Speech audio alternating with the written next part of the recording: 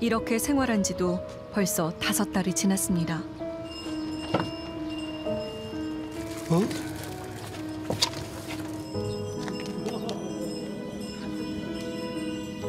집에 가면은 이제 애기하고 지냈던 그 흔적과 그런 것들 때문에 저희 둘 다 이제 잠을 못 자요. 집에 있으면. 아이고 참. 저희 애는 저렇게 차디찬 곳에 있는데 저희가 집에서 편하게 그냥 이렇게 있는 것도 너무 미안하고 밥 먹는 것도 미안하더라고요. 살아있는 것도 미안해요. 애한테.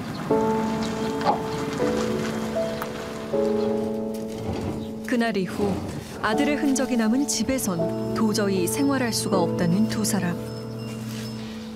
아니 지금 계속 차에서 먹고 자고 생활한다라는 거예요? 저 좁은 차에 짐이 다 있네요, 지금.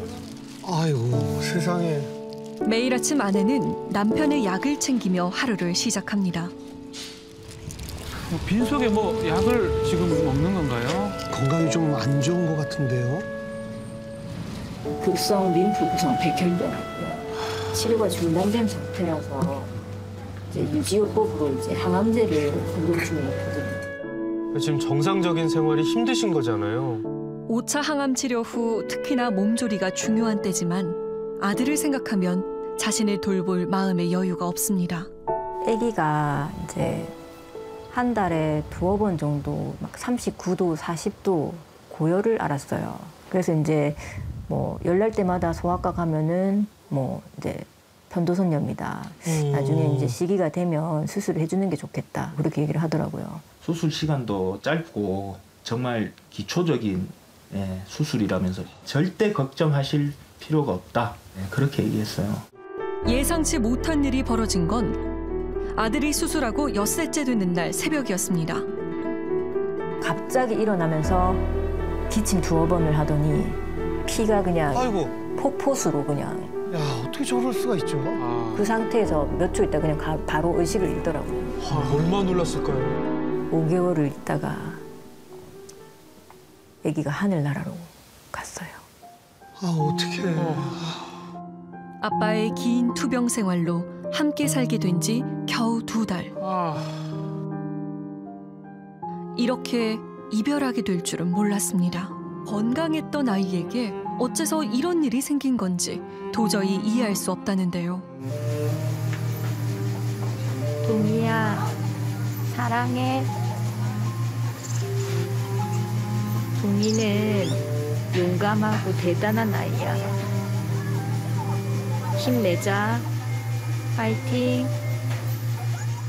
간절한 바람을 뒤로한 채 지난 3월 11일 동이는 부부의 곁을 떠났습니다. 아이고.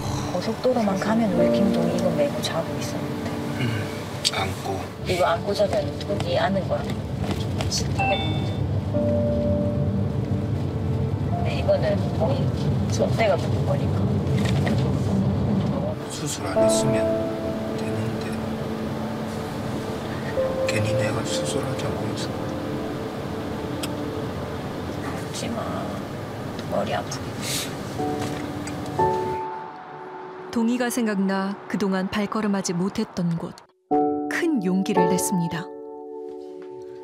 5개월 만에 찾은 집. 정말 부모라면 정말 힘들 것 같아요. 예. 저라도 못 살아요. 집 봐요. 아유, 이게 하늘나라 가고 나서는 지금 처음이에요. 처음 왔구나. 애기 흔적 때문에 이제 힘들어서 잘 못 오겠더라고요. 비극이 시작된 건 작년 10월이었습니다. 수술 시간은 1시간 정도 걸린다라고 그렇게 안내를 받았거든요. 그러고 제가 이제 보호자 대기실에 그 바로 앞에 수술방 앞에 기다리고 있었거든요.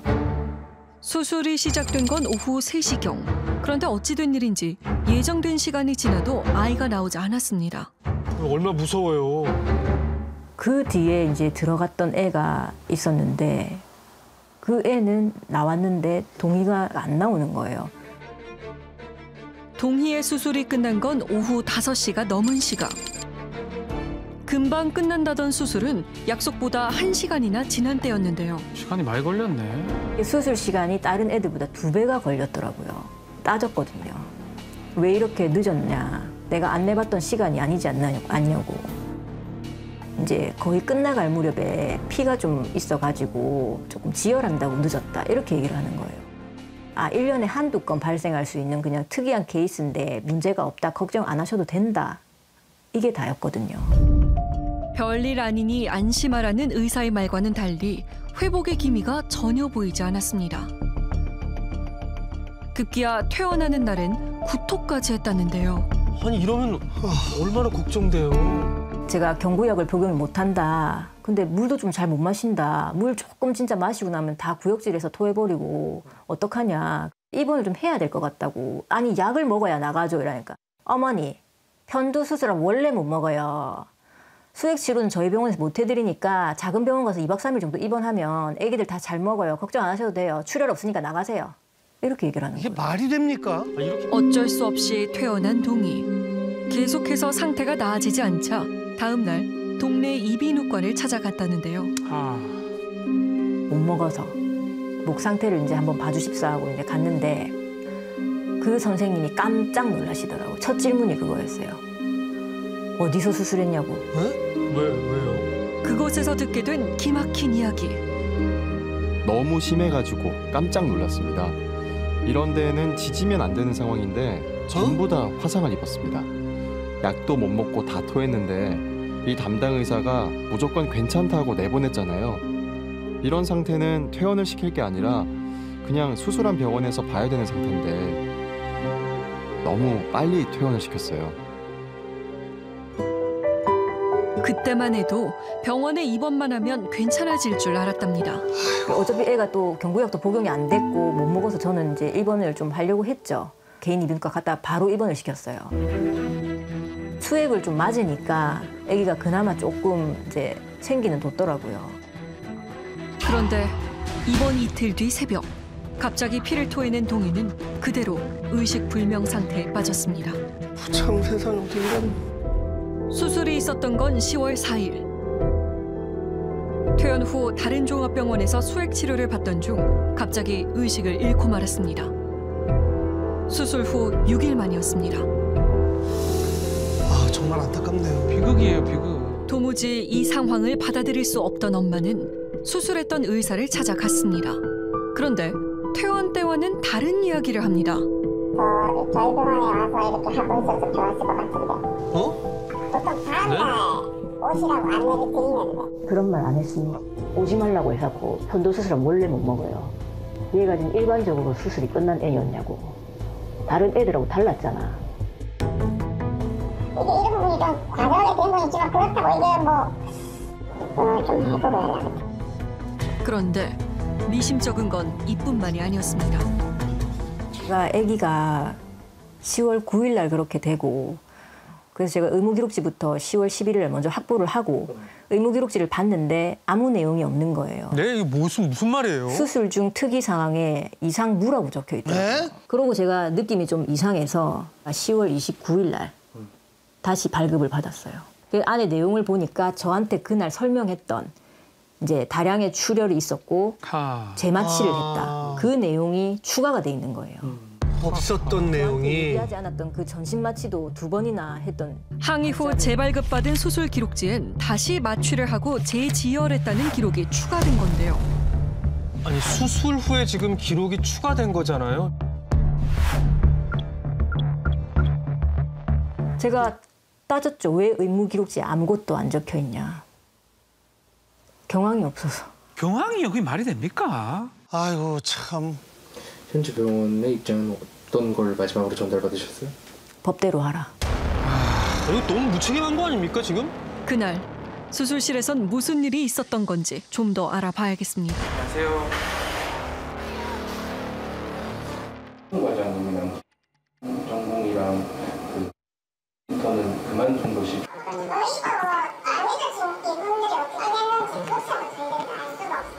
수소문 끝에 동희의 수술을 담당했던 의사를 찾았습니다. 동희가 의식불명에 빠지게 된 수술 이후 10개월가량이 지난 지금 그는 다른 곳으로 옮겨 수술과 진료를 담당하고 있었습니다. 다른 병원으로 옮긴 거네요. 그의 입장을 들어봐야겠습니다. 아, 좀 뭐라 그럴까요? 선생님 되시죠? 저 아니라고 하시는 거예요? 제작진과 마주치자 당황하며 자리를 피하는 담당의. 저희 MBC 실화탐사대에서 나왔는데 수술 잘 되신 건가요? 특이한 케이스라고 그러셨는데 일반적으로 사고 관리 하셨던데 그건 괜찮은 건가요? 선생님, 경과를 더 자주 봤어야 되는 거 아니냐고 그런 얘기도 있던데 수술이 좀 과하게 된 건 아닌가요, 선생님? 끝내 어떠한 답변도 들을 수 없었습니다. 그래서 일단 제일 소속이 상이면 제일 난감하죠. 저희도 어떻게 대처를 해야 될지. 동희의 죽음은 그저 불운이었을까요? 이비인후과 의사로서 수련 받으면서 제일 처음 시작하는 수술 중에 하나예요.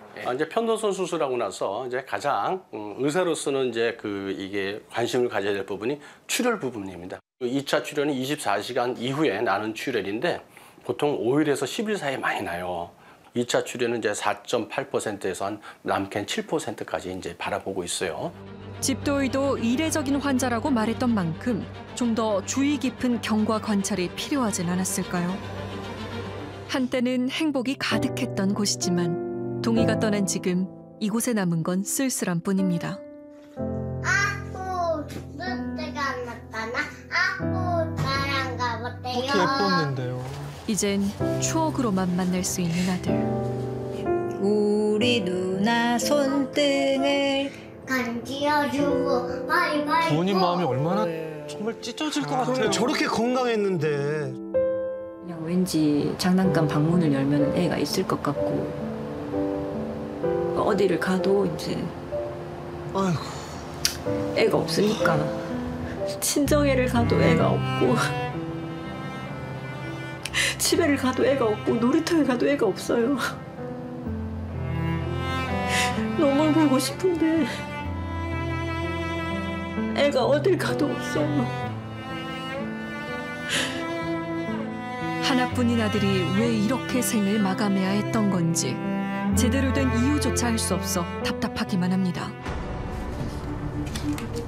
동희가 의식을 잃은 그날 이해할 수 없는 일이 또 하나 있었습니다. 뭔가 또 있나 봅니다.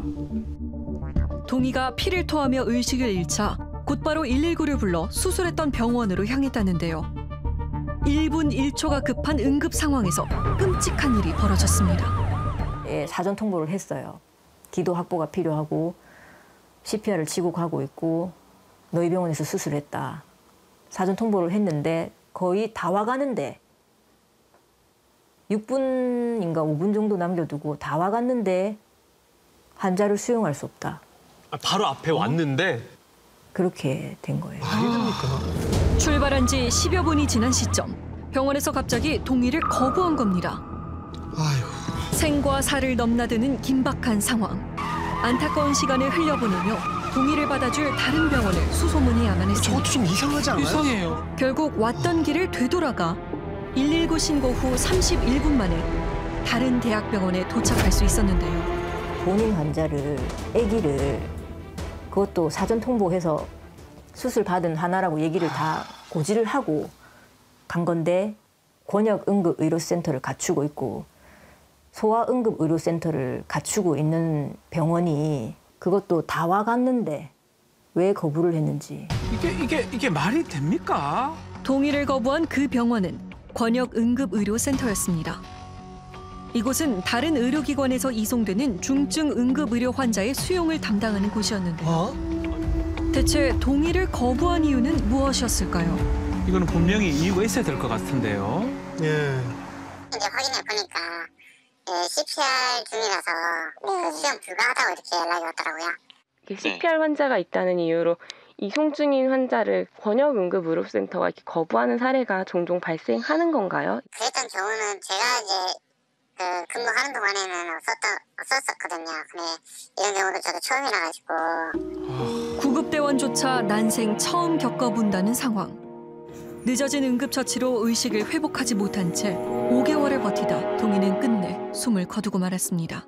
아, 참. 환자가 응급 상태면 응급의료기관으로 지정된 병원은 응급 환자를 받는 게 원칙이고요. 그렇죠. 그렇다면 심폐소생술 환자가 있다는 이유로 이송 중인 환자를 거부할 수 있는 걸까요? 당직 선언 의사만 쳐도 예를 들면 10여 명 이상의 의사를 두고 있기 때문에 그냥 환자 한 명을 심폐소생술 하느라고 응급 환자를 받을 수 없다라고 하는 것은 합리적인 그 이유가 되지 않을 거고요. 도저히 이해할 수가 없습니다. 서면으로 병원의 입장을 물어봤는데요. 하지만 사건 당일에 대한 그 어떠한 답변도 받을 수 없었습니다. 그러면 저 얘기를 어디 가서 들어야 하는 겁니까? 참. 이대로 포기할 순 없습니다. 반드시 이야기를 들어야겠습니다.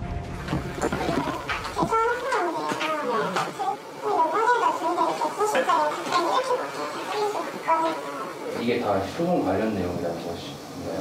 지금 일단 이 사건 관련해서는 지금 답변을 제가 드릴 수 있는 것밖에 없고요. 교부에 대해서 어떤 부분에 대해서 저희가 만약에 답변을 했을 때 소송에 어떤 영향을 미칠 수 있기 때문에 어쨌든 이 김종기 후에 대한 관련 사건으로 저희들이 답변할 수 있는 게 소송 중인 사건에 대한 답변은 할 수 없다는데요. 응급 환자에 대해서는 진료 거부를 하지 못하도록 하는 법적 조항이 있고요. 어떤 때 진료 거부를 할 수 있는지에 대해서 구체적인 규정이 없습니다. 구체적인 규정이 없어서 이런 일이 발생해도 억울함을 풀 길이 없습니다. 아, 그래요? 이런 식이라면 언제든지 또 다른 피해자가 나올 수 있다는 건데요. 너무 화가 나요. 여기서만 받아만 줬어도 빨리 기도 확보를 했었을 거고 애가 4살까지는 안 갔을 거거든요. 그러면 지금 저희 곁에 살아있을 수도 있잖아요. 왜 이런 애를 내보냈는지 이해도 안 가고요, 솔직히. 1년에 한두 건 발생할 수 있는 그런 애라고 본인이 얘기도 했고 왜 다른 환자들하고 같이 관리를 했는지 그게 너무 화가 나요. 만약 좀 더 빨리 응급실에 도착해 신속한 응급처치가 이루어졌다면 그러니까요. 퇴원을 미루고 며칠 더 입원해 경과를 지켜봤다면 지금과는 다르지 않았을까요? 눈앞에 바다가 있어도 그렇게 답답함이 풀리고 그렇진 않습니다. 자식을 먼저 보낼 거라고는 상상도 못했습니다. 꿈이었으면 좋겠고 시간을 작년으로 좀 돌리고 싶다. 작년으로. 엄마 아빠가 바라는 건 단 하나. 짧은 생을 마감해야 했던 동희가 이제라도 진심 어린 사과를 받는 겁니다.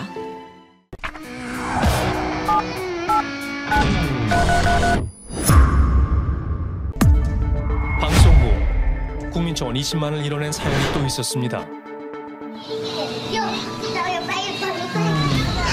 편도 수술 후 별이 된 6살 김동희 군. 눈물 나는 사연이었죠. 동희야, 사랑해. 동희는 용감하고 대단한 아이야. 힘내자. 파이팅. 부모님들은 의료사고를 의심했었잖아요. 네. 결혼 3년 만에 기적처럼 만난 아들을 떠나보내고 부부는 집 대신 밖에서 생활했습니다.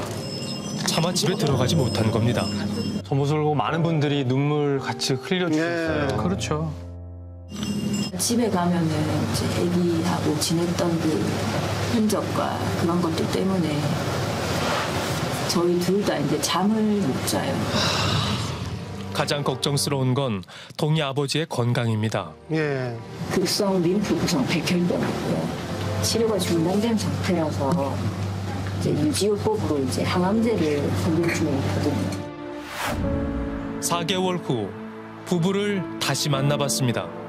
아, 그래도 다행히 대구로 들어가셨네요. 많은 분들이 방송 보시고 걱정도 해주시고 응원도 많이 해주시고 해서 이제 그 댓글을 되게 많이 봤었어요. 집에 들어가시라고.